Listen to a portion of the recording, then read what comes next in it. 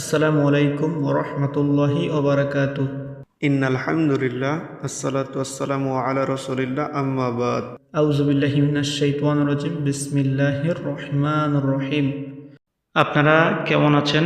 আল্লাহর রহমতে আশা করতেছি আলহামদুলিল্লাহ আপনারা অনেক ভালো আছেন। আলহামদুলিল্লাহ আমি অনেক ভালো আছি।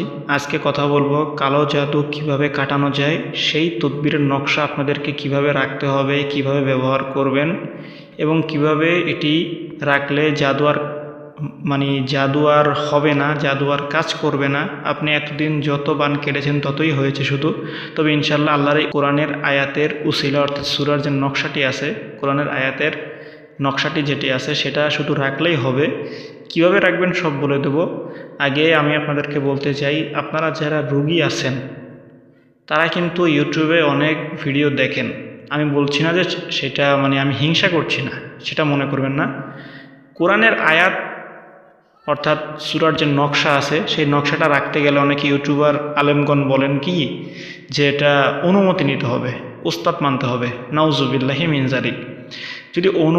যদি কোরআনের আয়াত ওনার থেকে নিয়ে যদি নকশায় যদি নিতে হয়, যদি অনুমতি যদি ওনার থেকে যদি নিতে হয়, তাহলে আল্লাহ রাব্বুল আলামিন যে কোরআনকে পাঠিয়েছেন তাহলে তো ওনার থেকে আগে অনুমতি নিতে হতো। তাহলেই তো আমরা কি করতাম, অনুমতি নিয়ে আল্লাহর থেকে কোরআনটা পড়তে পারতাম বা রাখতে পারতাম।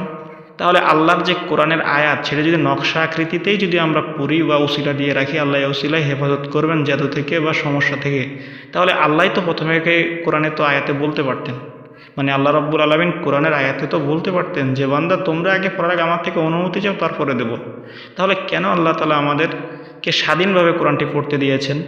তাহলে আপনারাই বলুন, আপনারা যে অনেকেই এই ধরনের ভিডিও দেখেন যে অনুমতি কমেন্টে বলেন, তাহলে এটা কেমন করে আপনারা এটা মানলেন? কারণ অনুমতি তো আল্লাহ তাআলা আমাদেরকে কোরআন নাজিলের পরেই তো দিয়ে দিয়েছেন। যে বান্দা আমার কোরআনের কাছে আসবে, পড়বে, আমাকে মানতেছে, অবশ্যই আমি তার জন্য উন্মুক্ত করে দিলাম আমার কোরআনটি, তাকে হেদায়েতের জন্য আমি দিলাম, তাকে সেবা স্বরূপ দিলাম, সমস্ত ধরনের রোগ বালাই থেকেও আমি তাকে সুস্থ রাখবো সেই আশ্বাস আমি দিলাম। এই কোরআনে আমি সব কিছু রেখেছি যাতে আমার বান্দা আমার কাছে এসে হেদায়েত হতে পারে। তাহলে ইউটিউবে যারা আলেমগণ আছেন অনেকে বলেন যে আমি বিরোধিতা করছি না, আমি শুধু আপনাদেরকে বোঝাচ্ছি যে অনুমতিটা যে আপনারা কমেন্টে বলেন যে নেওয়ার চেষ্টা করেন, সেটা একটা ফাও, এটা একটা মানে ব্যক্তিত্বহীন কথা, যেটার কোনো ভিত্তি নেই, হাদিসেও নেই।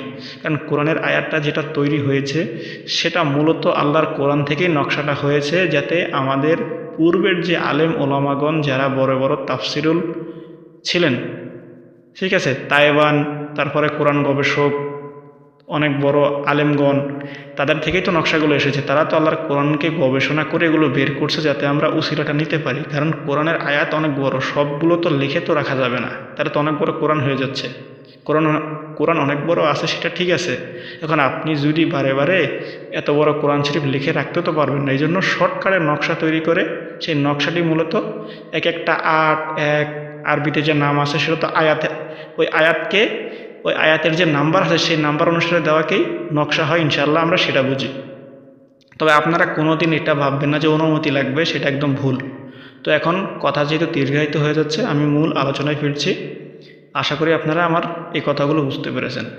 তো এখন যারা জাদুগ্রস্তে আছেন বা যারা জাদুর ভিতরে আছেন, যারা সমস্যায় আছেন, যে বারে বারে জাদু করছে, তো এখন এই যে উপরে স্ক্রিনে যে নকশাটি দেখতে পাচ্ছেন, ইনশাআল্লাহ তাআলা এই নকশাটি আপনারা কম্পিউটার থেকে প্রিন্ট করিয়ে নেবেন এবং মোবাইল থেকে ক্রপ করিয়ে যদি লিখে রাখেন তাহলে ইনশাআল্লাহ হবে। ডিজিটাল যুগ, সবাই তো জানেন কীভাবে করতে হয়। তো ইনশাআল্লাহ ওটা করার পরে একটা রূপার, ঠিক আছে, রূপার একটা খোল আছে সেটাতে রাখবেন, রেখে টাকা দিয়ে ডান হাতে বাঁধবেন, নয় গলায় বাঁধবেন। কারণ আল্লাহর কোরআন কোনোদিন নাভির নিচে এবং রাখা যাবে না, গলায় আর ডান হাত ছাড়া। কারণ কোরআন হচ্ছে পবিত্র, কোরআন থাকে সবসময় উঁচুতে, আপনারা কিন্তু নিচে তো রাখতে পারবেন না। কারণ কোমরে যেগুলো রাখা হয় সেগুলো হচ্ছে অন্য ধরনের। কারণ ওইটার বিশ্লেষণ আমি অন্য একটা ভিডিওতে ইনশাআল্লাহ বলার চেষ্টা করব। কারণ এটা এখন যদি বোঝাতে যাই, অনেকে আপনারা কমেন্টে বলেন যে আপনি বলেন না কেন, এটা কি হইতে পারে, অন্যটা মানে কি, আপনি এটা বলেন না কেন, এগুলো প্রশ্ন করবেন না। কারণ ভিডিওর ভিতরে এত কিছু বলা সম্ভব নয়। তাও বলার সুবিধার্থে, বোঝার সুবিধার্থে বলছি যে কোরআনের আয়াত, ঠিক আছে, হাতে, ডান হাতে অথবা গলায় রাখতে হয়, কারণ ডান হাত পবিত্র, ডান হাত দিয়ে কিন্তু আমরা কোরআনটা স্পর্শ করি। তাহলে বাকিগুলো বুঝতে পারছেন আমি আপনাদেরকে কী বোঝাতে চাচ্ছি।